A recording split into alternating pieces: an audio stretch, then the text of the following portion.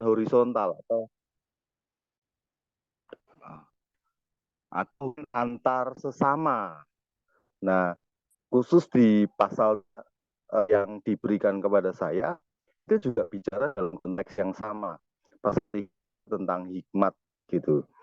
Nah, saya akan kasih gambaran.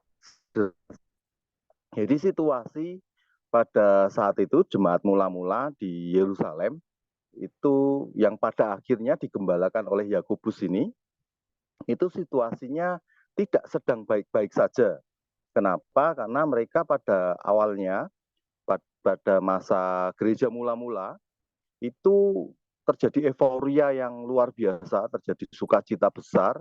Mereka baru saja lepas dari belenggu agamawi mereka, belenggu keyahudian mereka, dan semua ritual-ritual yang selama ini membuat mereka merasa terbelenggu, tertekan. Mereka merasa dimerdekakan, dan kemerdekaan itu disambut sukacita dengan sebuah euforia yang luar biasa. Makanya mereka sampai menyerahkan harta mereka ke kaki rasul-rasul, terus hidupnya tidak lagi di bait suci dan di sinagog, tetapi mereka lebih banyak kumpul di rumah-rumah. Ya, aplikasi hidup jemaat mula-mula luar biasa pada saat itu. Tapi tidak berlangsung lama karena tidak saja orang itu suka dengan jemaat, berjemaat, tetapi ada juga banyak kaum agamawi, kaum Farisi pada saat itu, dan mereka belajar Roma juga untuk si mulai dikembalakan oleh Yakobus tidak sedang baik-baik saja. Dua mereka ada dalam pengingat karena harta bagi dipakai bersama, akhirnya terjadilah kemiskinan yang melanda seluruh jemaat. Belum lagi konflik antara janda dan anak yatim yang tidak diperhatikan. Jadi mulai itu sudah ada konflik-konflik yang konflik internal gitu kan. Nah, kenapa terjadi seperti itu? Kenapa mestinya kan mereka euforia, sukacita, dan hal yang biasa menemukan Kristus, iman mereka ada di dalam sebuah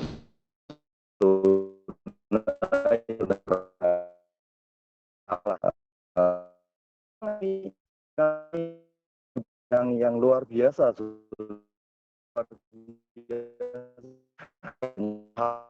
mereka itu dimakan gitu kan, mesti mereka Putus, Pak. Ya. Agak putus-putus suara Bapak.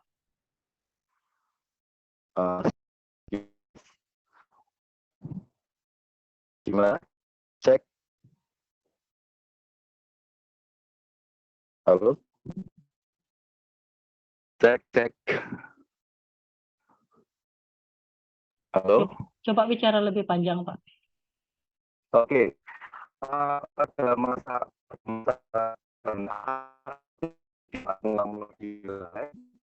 Yakobus memimpin jemaat itu, dan surat dituliskan Yakobus sebagai surat pastoral itu cukup unik. Pertama, Yakobus menuliskan dengan sebagai pencobaan. Jadi situasi di mana Yakobus mulainya dengan perkataan berbahagia kalau kamu ngalami kayak gini gitu kan, kontras dengan keadaan yang mungkin kalau kita aplikasikan sekarang, ada orang susah malah kita ngomong, oh itu layaknya kamu berbahagia gitu, mestinya kan nggak boleh gitu kan. Nah, kenapa Yakobus menuliskan hal itu di bagian awal surat pastoralnya? Karena ternyata Yakobus punya pesan yang yang cukup luar biasa yang kita bisa ambil malam hari ini. Yakobus sedang menekankan sebuah cara hidup yang baru bagi orang-orang atau bagi jemaat mula-mula. Cara hidup yang baru yang seperti apa yang Yakobus ingin sampaikan? Yang pertama adalah cara hidup sebagai orang beriman. Itu makanya Yakobus menulis yang pertama adalah kamu berbahagia kalau kamu dalam pencobaan. Pencobaan ini bukan dari Allah, tetapi kamu akan berbahagia ketika kamu mengalami berbagai-bagai pencobaan karena itu akan mendatangkan ketekunan kepadamu. Itu di pasal 1 disampaikan oleh Yakobus. Dan ketika kamu tidak paham, ketika kamu tidak ngerti, kamu harus minta hikmat dari Tuhan. Nah, bagian kata hikmat ini diulang oleh Yakobus di pasal 3 nanti. Cuma saya akan teruskan dulu. Yakobus sedang menguatkan jemaat yang sedang mengalami penganiayaan dan keterpurukan secara ekonomi untuk mereka terus tekun dan bertahan di dalam Tuhan. Yang kedua, Yakobus juga di pasal 2, Yakobus kemudian bilang gini, kalau kamu mau menunjukkan imanmu, itu tunjukkanlah dengan perbuatan. Jadi ini tidak sedang bicara soal iman keselamatan, tidak. Ini soal jati diri. Kalau kamu mengaku sebagai orang beriman, tunjukkanlah bagaimana engkau beriman itu. Tunjukkanlah dengan perbuatanmu. Tunjukkanlah dengan cara hidupmu. Saya membaca sebuah terjemahan yang luar biasa di Matius 6 ayat 30. Nanti Bapak Ibu TSI terjemahan sederhana Indonesia. Matius 6 ayat 30 itu kalau dalam terjemahan bukan carilah dulu kerajaan Allah dan semuanya kepadamu, ya kan? Nah, dalam sederhana Indonesia itu dituliskan gini, hiduplah sewajarnya atau hiduplah sepatutnya sebagai warga kerajaan Allah sehingga segalanya nanti akan ditambahkan kepadamu. Nah, cara hidup sewajarnya sebagai warga kerajaan Allah itu menarik di saya karena ke kanan yang berbeda. Kalau larilah dulu kerajaan Allah, ada kata kerja kalau dengan yang sewajarnya atau hiduplah sepatutnya sebagai warga negara kerajaan. Kalau dalam bahasa orang percaya ini, kamu orang percaya, kamu orang beriman, kalau kamu orang benar, hiduplah sebagaimana orang benar. Hiduplah sebagaimana orang beriman, hiduplah sebagaimana orang percaya, hiduplah sebagaimana orang yang mengaku Kristen, hiduplah sebagaimana orang yang memiliki atau kamu. Nah, kata kita ini ketika saya menghubungkan dengan Yakobus itu berkaitan dengan hikmat.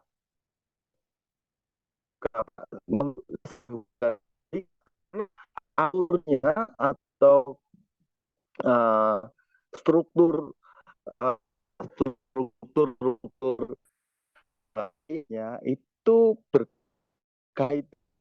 Jadi itu beriman menunjukkan perbuatan itu akan sama seperti Yakobus katakan di Yakobus 3, kalau kamu orang beriman tunjukkan dengan cara hidup orang kata di Yakobus 3 tentang hikmat dari atas atau cara hidup orang berhikmat itu sejajar dengan Yakobus 2 yang sering banget kita kutip itu. Kalau bukanlah iman dengan perbuatan itu bukan kesalahan, bukan sebagai iman juga tanya contoh yang bukan soal keselamatan tapi makanya di sana Abraham melakukan apa yang benar sebagai orang benar apa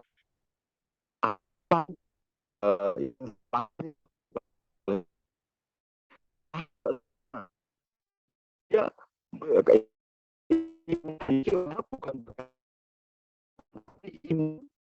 yang karena dia benar dan kemudian dia melakukan sebagaimana orang benar itu melakukan. Nah, isu ini itu ada di jemaat mula-mula. Ya, jemaat mula-mula yang digembalakan oleh Yakobus itu hubungan horizontal, hubungan sesama. Karena walaupun mayoritas jemaat gereja mula-mula itu miskin, ternyata di antara mereka juga ada yang masih punya, ini istilahnya masih kaya lah, gitu kan. Hidupnya egois gitu, hidupnya untuk diri mereka sendiri. Nah, itu disebut sama Yakobus ayat 14, 15, Anda bisa baca. Oh, itu duniawi, bahkan dari setan dia bilang. Yakobus cukup tegas mengoreksi hubungan horizontal dalam hubungan sesama harusnya kita mengalami hidup saling gitu. Tapi pada masa itu, pada jemaat mula-mula juga terjadi orang kaya yang pelit gitu, orang kaya yang tidak peduli dengan sesamanya, tapi ya masih kurang percaya. Aku aja sebagai orang yang berhikmat gitu. Pada waktu sudah terjadi gitu. Hubungan horizontal inilah yang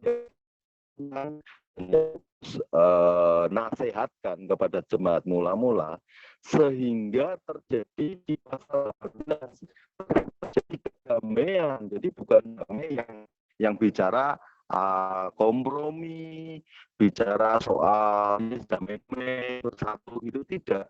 Jadi kedamaian yang Yakobus sampaikan di Yakobus 3 ayat 18 itu bicara soal damai, nuansanya itu saling. Jadi tidak ada lagi iri hati di situ, tidak ada envy gitu kan, bahasa Inggrisnya itu envy, iri hati, cemburu, tidak ada saling menyalahkan, tidak ada saling menyakiti, tidak ada yang saling tidak peduli gitu. Tetapi semuanya mengalami hidup saling. Itu yang Yakobus nasihatkan kepada jemaat pada saat itu.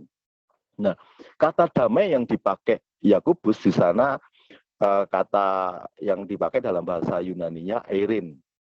Erin itu ternyata sebuah suasana yang mendatangkan sukacita. Jadi damai yang Yakobus nasihatkan adalah kalau kondisinya damai itu hidupmu penuh sukacita dan penuh harapan. Itu penggunaan kata irin yang Yakobus sampaikan. Nah, kita juga pernah mendengar kata damai itu dengan kata shalom. Nah, kata shalom ini menarik. Kata shalom itu ternyata arti secara harafiahnya utuh. Utuh. Jadi kata damai membuat suasana menjadi utuh, jadi satu kesatu. Nah, kata utuh ini menarik lagi. Kata utuh ini diambil dari gambaran sebuah batu yang tidak ada retakannya, batu yang tidak ada congkelan, batu yang tidak ada apanya ya. Makanya bentuknya itu bentuk sempurna gitu. Itu kata shalom diambil dari gambaran itu. Jadi kalau ada batu yang mulus, sempurna, tidak ada retakan, tidak ada apa-apa, jadi benar-benar bagus, baik, itulah shalom. Keutuhan, tidak ada retakan. Nah, ini kalau saya hubungkan dengan situasi Yakobus dan nasihat Yakobus, benar bahwa terjadi iri hati, terjadi keretakan, terjadi perpecahan, terjadi saling menyakiti pada jemaat mula-mula itu. Kenapa? Karena terjadi istilahnya strata sosial yang tidak sama, tapi kondisi realitasnya, kondisi yang dihadapi jemaat itu dalam kondisi yang terpuruk dan miskin. Jadi gambarannya gini, suasananya itu dalam sebuah suasana yang kemiskinan, suasana yang takut karena penganiayaan, dilala ada orang yang secara ekonomi aman, secara status dia juga aman, dia nggak peduli sama jemaat yang lain atau saudaranya yang lain gitu loh. Jadi ya sudah gitu, urusannya kita masing-masing, egois gitu kan. Nah itulah yang Pak Yakobus tegur gitu, dalam hubungan horizontal, dalam hubungan sesama antar jemaat itu harus terjadi shalom, harus terjadi damai, harus terjadi erin, tidak ada lagi keretakan, tidak ada lagi keterpisahan, tidak ada lagi uh, iri hati, tidak ada lagi keberpihakan, tidak ada. Adanya adalah keutuhan, adanya adalah kesatuan, adanya damai. Itu yang dimaksudkan sama Yakobus melalui surat Yakobus yang malam hari ini saya coba urai dari Yakobus 3 ayat 13 sampai 18. Jadi damai yang dibicarakan oleh Yakobus itu bukan damai hubungan antara manusia dengan Tuhan, tetapi damai antara manusia dengan sesamanya. Damai yang diupayakan, damai yang diusahakan, damai yang diperjuangkan untuk terjadi supaya terjadi kata shalom, supaya terjadi kata erin, ya, tidak ada lagi perpecahan, tidak ada lagi iri hati, tidak ada lagi pemisahan, tetapi mengalami kedamaian bersama. Dan disitulah ketika kedamaian yang utuh itu terjadi, Kristus dinyatakan, Tuhan dinyatakan.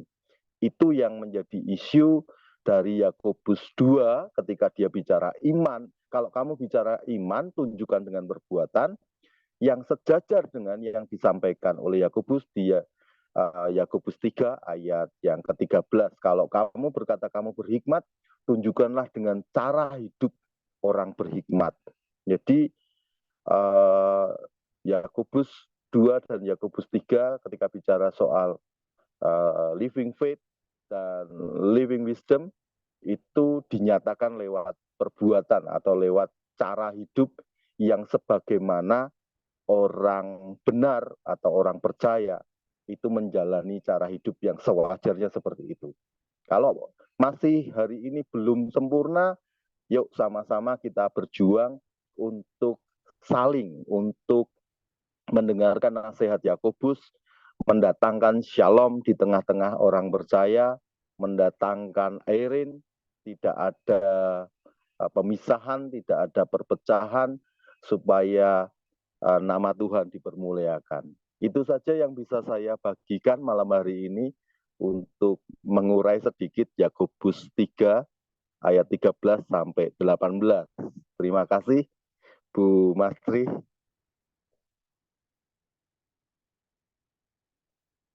Baik, terima kasih Pak Elia Yusak. Walaupun tadi agak terputus-putus ya, tapi saya berharap kita semua dapat menyimak. Untuk lebih jelas, kami akan beri kesempatan untuk diskusi malam hari ini. Jikalau ada yang mau ditanyakan kepada Pak Yusak atau yang mau di-sharing dari firman Tuhan yang kita dapat malam hari ini, saya persilahkan Bapak Ibu.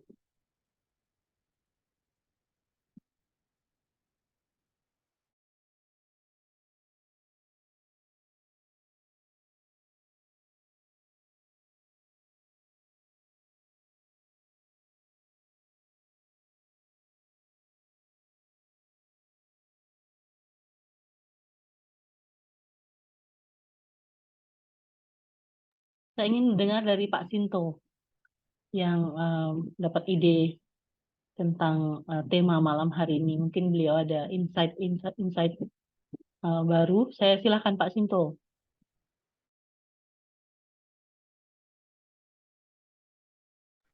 Maaf, saya ada di luar masih. Halo? Saya masih di luar. Oke, Pak Sinto. Terima kasih Pak Elia.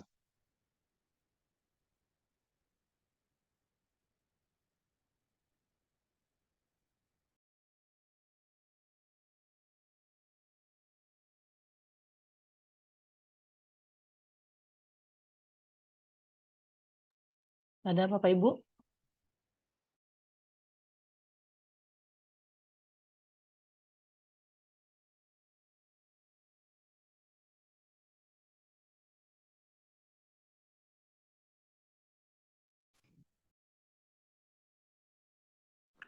Ada Pak Rian tuh, Bu. Pak Rian. Silakan Pak Rian Tunggal.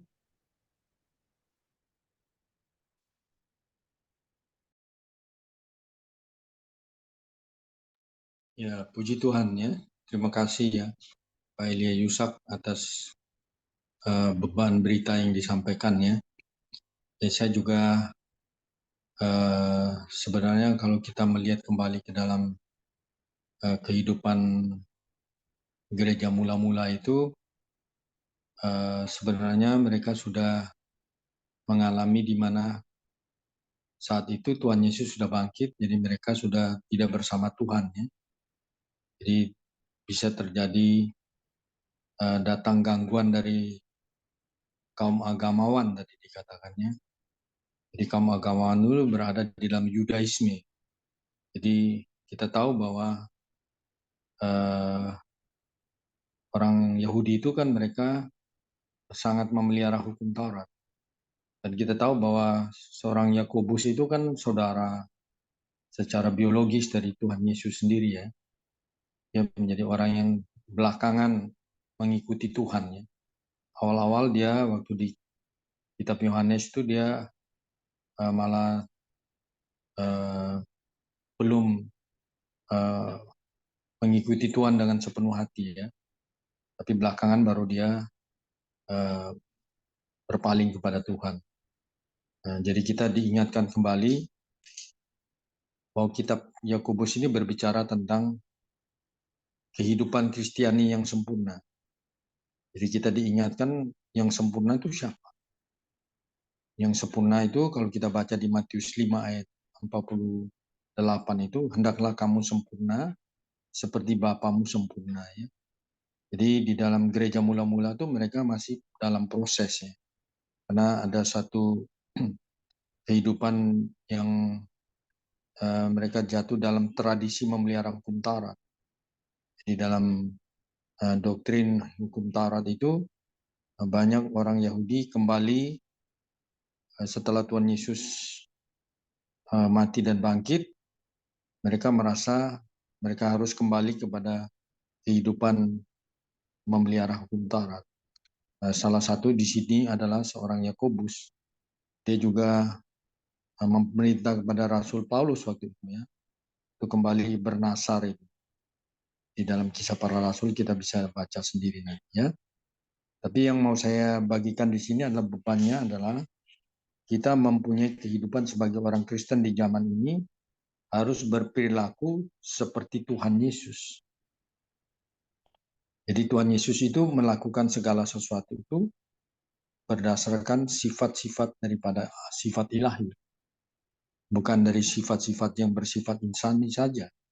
Tapi dia ada keinsanian dengan kebajikan yang unggul, tapi dia selalu bersandar pada sifat ilahi dari Bapa, atribut-atribut ilahi. Nah, sehingga tadi ada terjadi perpecahan dikatakan dalam situasi yang gereja yang miskin dan sebagainya, ada perseteruan, kemudian ada banyak aspek lainnya, istilah iri hati, dengki dan sebagainya. Jadi kalau kita kembali baca di Amsal 4 ayat 5 sampai 8 tuh mungkin bisa buka sendiri ya, saya buka ya. Amsal 4 ayat 5-8 itu berbicara tentang bagaimana seorang Salomo berbicara tentang hikmat. Saya buka ya, Amsal 4 ayat 5-8. Di 1 Korintus juga ada bicara tentang hikmat. Kristus adalah hikmat dan pengetahuan. Di hari ini, kalau kita menjadi orang Kristen yang tadi disinggung oleh Pak Pendeta ya, tadi mengatakan bahwa di dalam Yakobus pasal 2 ayat 14 itu ya ada iman dari Kristus, tapi tanpa perbuatan yang menjadi sia-sia ya. Nah, saya baca Amsal 4 ayat 5-8. Di situ mengatakan, perolehlah hikmat, perolehlah pengertian, jangan lupa dan jangan menyimpang dari perkataan mulut. Ayat 6, janganlah meninggalkan hikmat itu, maka engkau akan dipeliharanya. Kasihilah dia, maka engkau tak akan dijaga. Engkau akan dijaganya.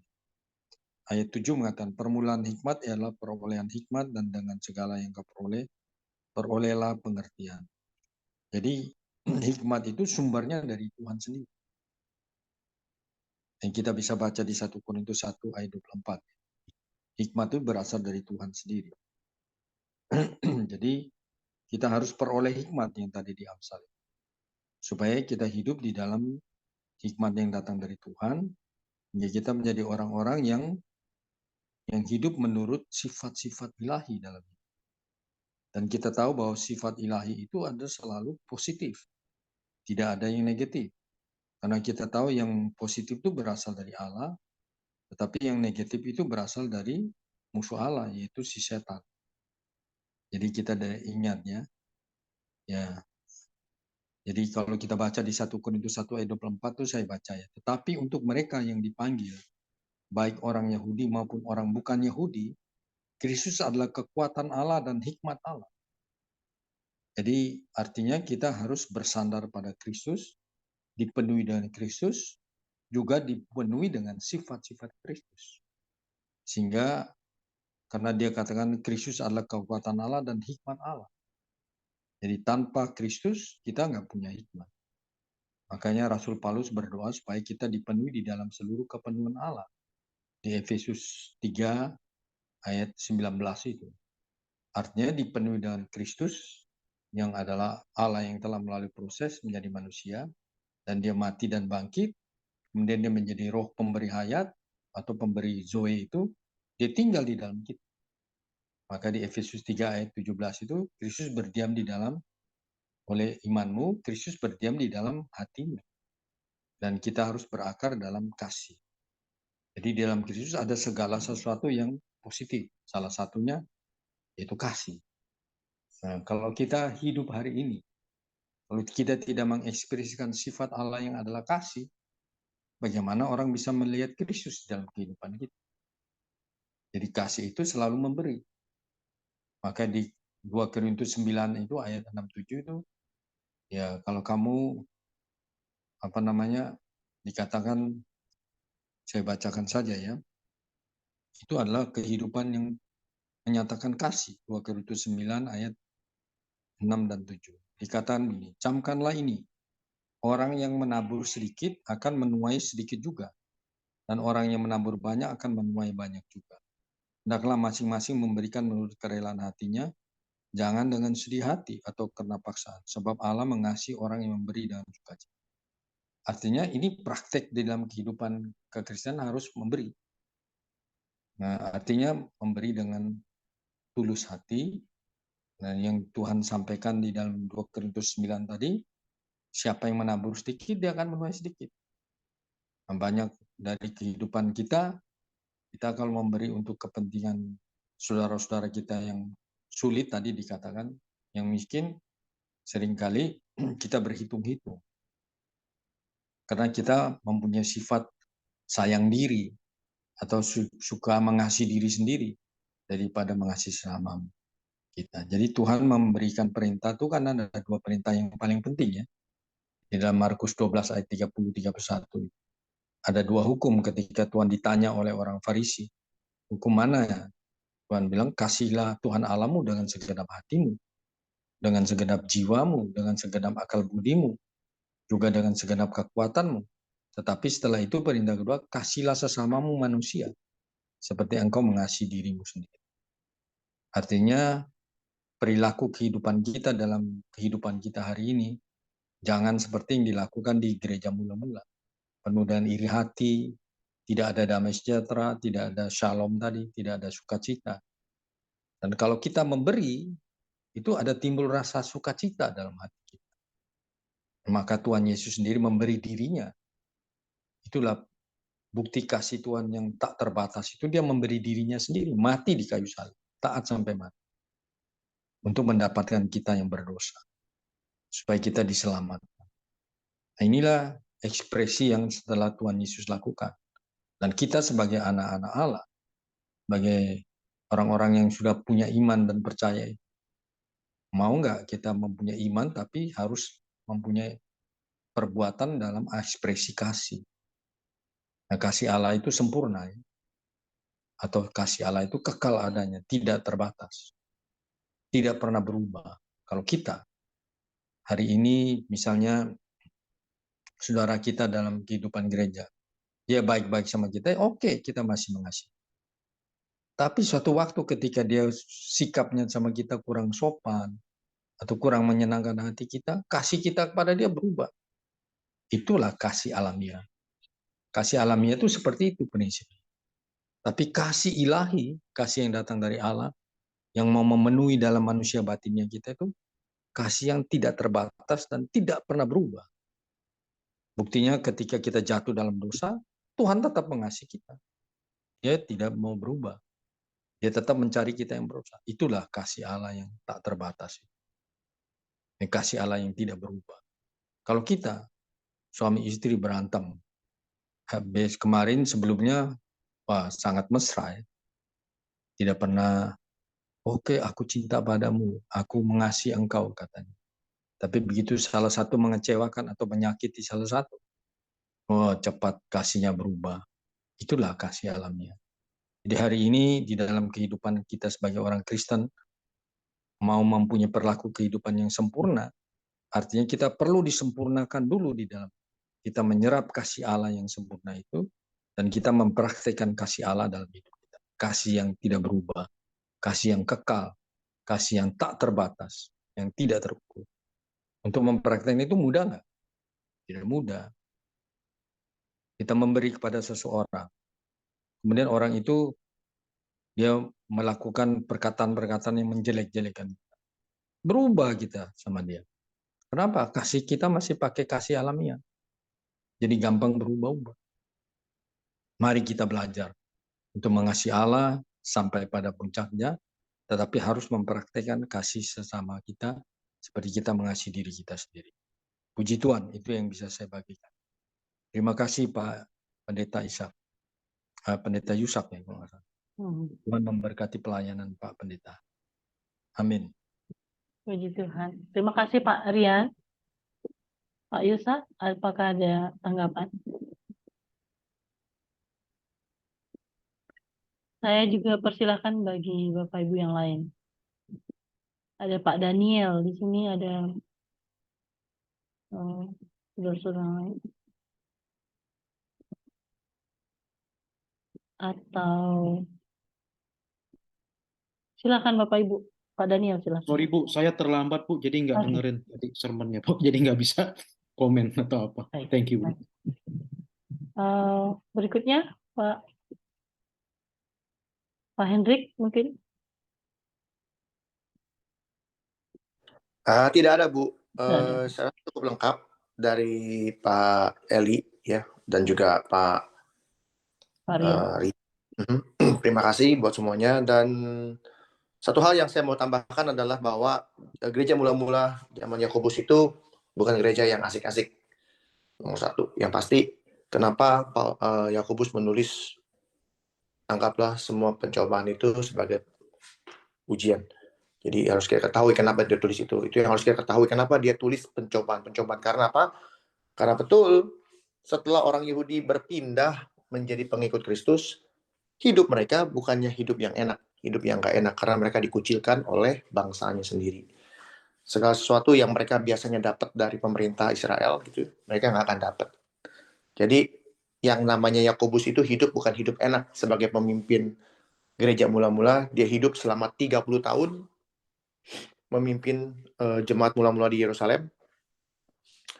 Itu tiap hari hidupnya penuh dengan masalah. Satu masalah, ntar ada yang datang, Pak, saya nggak punya ini, Pak, rumah saya kebakar, Pak, anak saya sakit, ada yang mati, setiap hari selama 30 tahun. Maka kalau Yakobus mengatakan, anggaplah pencobaan-pencobaan ini sebagai sebuah kebahagiaan. Kalau kita bicara hari ini, ada orang ngomong, Hendrik, kalau Bapak Hendrik diterpa macam ini, berbahagialah. Saya akan bilang, kamu orang gila. Tapi yang ngomong Yakobus, orang yang sudah 30 tahun mengalami pencobaan. 30 tahun. Jadi pengalaman. Jadi kalau dia ngomong berbahagia, jatuh dalam berbagai pencobaan itu, jangan pernah berpikir pencobaan itu pencobaan yang gimana gitu ya. Pencobaan itu harus kita ketahui juga apa pencobaan apa gitu. Ya, karena pencobaan yang membawa ujian. Seperti Yesus dicobai. Ya. Dicobainya apa? Yang nggak jauh-jauh. Masalah duniawi lah, masalah ini, masalah itu, macam-macam. Kayak Ayub lah ya, anak-anaknya mati, lalu kekayaannya hilang, itu pencobaan. Ya. Pencobaan itu bukan berarti kita berbuat dosa. Pencobaan itu macam-macam, aneh-aneh. Tapi sudah bisa dilewati karena ada orang yang ngasih tahu jalan keluarnya. Kita bisa menghasilkan sebuah ketekunan ya, yang memperoleh buah yang matang. Jadi itu yang bisa saya tambahkan, bahwa bangsa Israel yang sudah pindah dari hukum yang lama kepada Kristus, mereka bukan hidup yang enak. Tapi Kisah Para Rasul 15 jelas mengatakan Yakobus tetap memakai hukum Taurat sebagai standar hukumnya Tuhan. Ya. Itu ada di Kisah Para Rasul 15 di mana Paulus dan jemaat itu pada berantem. Karena menurut hukum Musa semua harus disunat. Tapi setelah diadakan meeting gitu ya, pertemuan antara rasul-rasul dan nabi, salah satunya itu Petrus dan Yakobus. Petrus ngomong, Yakobus juga ngomong. Jangan kita membebankan orang-orang yang bukan Yahudi untuk disunat, katanya. Itu disetujui oleh Petrus dan Yakobus. Jadi hukum Musa tentang sunat itu nggak berlaku, katanya. Karena terlalu membebani orang-orang yang bukan Yahudi. Tapi Yakobus menambahkan dan disetujui Petrus sampai ditulis surat bahwa kita tidak boleh makan makanan yang dari berhala, dari itu hukumnya Tuhan. Tidak boleh ada. Itu disetujui juga. Jadi rakyatnya semuanya senang, katanya, di Kisah Para Rasul 15. Jadi ada hukum yang Tuhan berikan sejak zaman dulu sampai sekarang, dikatakan sampai sekarang masih dilakukan gitu loh, di hari-hari Sabat dibacakan. Jadi bukan berarti hukumnya Tuhan atau hukum Tauratnya Tuhan tidak berlaku, tapi tetap berlaku, tetap dijalankan, karena Yakobus mengatakan kita diselamatkan bukan hanya iman saja, tapi karena juga perbuatan. Percuma kalau punya iman tapi tidak berbuat. Itu juga sesuai dengan Yakobus 3 tadi, yang mengatakan apa? Kita harus memiliki buah. Ya. Kita harus memiliki hikmat dari atas. Ya. Siapakah di antara kamu yang bijak dan berbudi? Baiklah ia dengan cara hidup yang bijak menyatakan perbuatannya. Jadi dia selalu menekankan masalah perbuatan. Karena apa? Setan juga punya iman kepada Tuhan. Bahkan setan pernah hidup bersama Tuhan di surga. Dia lihat Tuhan, dia percaya, dia punya iman. Tapi dia tidak bisa diselamatkan karena apa? Perbuatan setan jahat. Kalau kita punya iman, perbuatan kita jahat, kita tidak lebih sama dengan setan. Setan juga punya iman, perbuatan kita jahat. Yang di sini penting adalah hikmat. Kalau kita sudah percaya kepada Tuhan, jangan lagi berbuat jahat. Karena kalau kita berbuat jahat tapi punya iman, sama dengan setan. Setan juga punya iman, kata Yakobus. Tapi dia tidak bisa diselamatkan karena perbuatan jahat. Itu yang bisa dari saya. Terima kasih, Tuhan memberkati. Terima kasih, Pak Ilya. Terima kasih, Pak Hendrik. Pak Alia, apakah ada tambahan, Pak? Eh, ya biar lanjut aja dulu diskusinya. Baik, baik. Ada lagi Bapak Ibu yang ingin nambahkan? Kalau seandainya tidak ada, saya akan minta Pak Elia untuk doa berkat sekaligus doa penutup. Nanti di sesi 2 kita akan lanjutkan lagi untuk diskusi bagi Bapak Ibu yang ingin mendapat diskusi lebih mendalam lagi. Silakan Pak Elia Yusa untuk memimpin kita dalam doa penutup sekaligus doa berkat.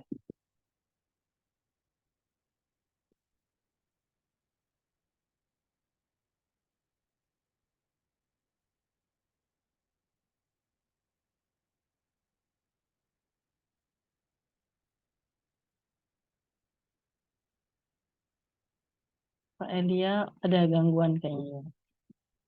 Oh ya betul. Oke, sambil menunggu Pak Elia, apakah ada dari Bapak Ibu yang ingin menambahkan lagi? Saya tadi tertarik dengan ada dua hal ya tentang statement Pak Elia yang mengatakan tidak ada kaitan antara keselamatan dengan iman dan perbuatan. Keselamatan kita sudah peroleh secara cuma-cuma dari Allah, sedangkan iman dan perbuatan itu sudah menjadi refleksi sebagai orang yang sudah menerima keselamatan. Respon kita kepada Allah adalah kita menjadi pelaku-pelaku firman.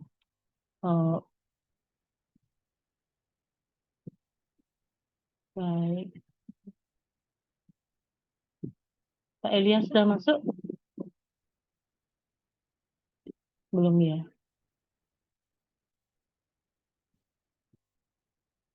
Baik, kalau tidak kita akan tutup dalam doa. Saya mohon kesediaan Pak Daniel ya. Pak Daniel ada? Karena Pak Alia tidak bisa join. Ada kendala di sinyal beliau. Kalau tidak,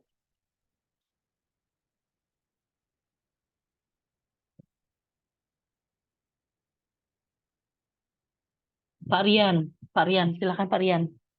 Kita tutup dalam doa. Amin.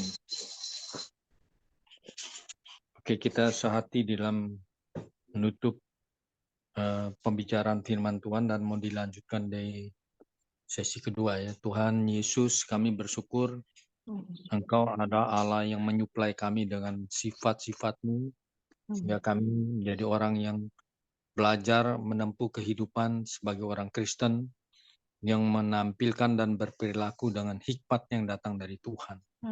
Bukan hikmat yang datang dari manusia, tapi hikmat yang sumbernya adalah diri-Mu sendiri. Tuhan, terima kasih.